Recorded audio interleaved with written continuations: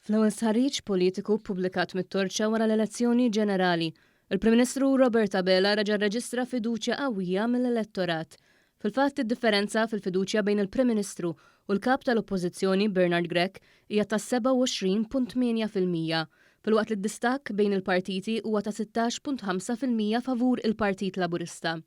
L-isħarriġ beda jsir qabel tħabbar il-budget tas-sena d-dieħla u fih il-Maltin kienu mistoqsija lil min jafdaw biex imexxi lil pajjiżhom f'mumenti li qed joffru wkoll sfidi internazzjonali.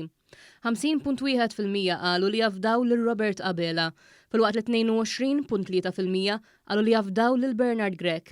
Fil-kumplament kien hemm ftit madwar 2.5% li qalu li jafdaw lil xi ħadd ieħor jew inkella dawk li wieġbu qalu li ma jafux jew li ma jafdaw lil ħadd.